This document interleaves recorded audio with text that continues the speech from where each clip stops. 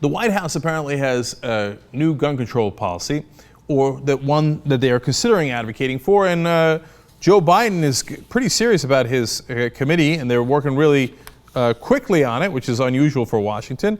Recently had a meeting that involved a lot of the top people in government: Attorney General Eric Holder, Education Secretary Arnie Duncan, Homeland Security Secretary Janet Napolitano, and even Kathleen Sebelius, who's the head of Health and Human Services. They all get together and they discuss a bunch of different proposals that the White House is considering. So it's even broader than what you might suspect, as the Washington Post reports. So they're considering reinstating an expired ban on assault weapons and high-capacity ammunition. That's great. That's part and parcel of what we should do. They also want to require universal background checks for firearm buyers. They want to track the movement and sale of weapons through a national database. They want to strengthen mental health checks and stiffen penalties for carrying guns near schools or giving them to minors. Now, these are not all set in stone. These are the ideas that they are considering. So there's a part of this story that I absolutely love. How are they going to get to do this? Because immediately the NRA's legions go out there.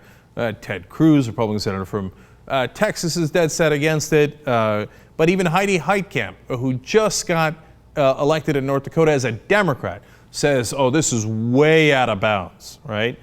Well, what is their plan for winning anyway? Well, the Washington Post explains near the end of the article. One potential strategy would be to win support for specific measures from interest groups that are normally aligned with the NRA. Interesting. What is that? Well, they explain. For instance, this person suggested Wal-Mart and other major gun retailers may have an incentive to support closing a loophole that allows people to bypass background checks if they purchase firearms at gun shows or through other types of private sales. That could result in more people buying guns in retail stores. Oh, I love that. Now, why do I love that? Because it goes to show you, you can't get anything done in this country without the permission of corporate America. But if you can swing Walmart and say, hey, listen, there's profit in it for you. I'll set the rules so that it is to your advantage. Now will you get behind me? Will you put money and force behind me and tell those Republicans not to fight too hard because they listen a lot to what Walmart says, right? Well, if you can swing the money in your direction, maybe that's the only way you can win. So it is smart political strategy, and it does go to show you that President Obama is making a real push here, and you have to give him credit for that. But the way that you get anything done in Washington is telling and amazing.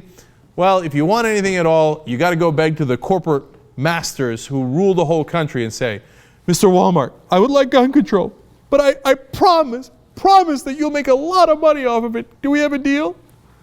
And that's how this game is played.